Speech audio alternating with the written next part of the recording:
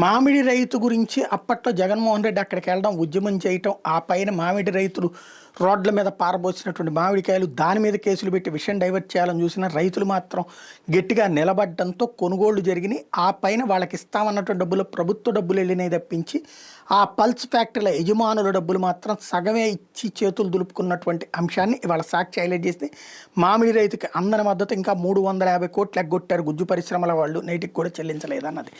ఇంకోవైపు ఉల్లికి సంబంధించి గతంలో 3 నాళ్ళ ముచ్చటగా మద్దతు ధర కొన్నారు, క్వింటాకి 1200 రూపాయలు మద్దతు ధర అంటూ హడావిడి చేశారు. కొన్న 9020 టన్నుల్లో 6776 టన్నులకి క్వింటాకి 1200 రూపాయల మద్దతు ధర ఇచ్చారు. 2244 టన్నులు క్వింటాకి దక్కింది 800 రూపాయలే. ధరలు లేక వందలాది ఎకరాల్లోని ఉల్లిని పశువులకు వదిలేశారు రైతులు. 25-26 రబీ సీజన్లో పంటల బీమాకి చంద్రబాబు సర్కార్ మంగళం పాడింది అన్నటువంటి స్టోరీ రాసుకొచ్చారు. అయితే ఇవాళే ఆ ఉల్లి రైతులకు సంబంధించి ఎంతైతే గ్యాప్ ఉందో ఆ అమౌంట్ని అకౌంట్లో వేస్తున్నారనమాట. ఆ నేపథ్యంలో వాళ్ళకందరికీ అన్యాయం జరిగిందన్న కోణాన్ని సాక్షి రాసుకొచ్చింది అనమాట.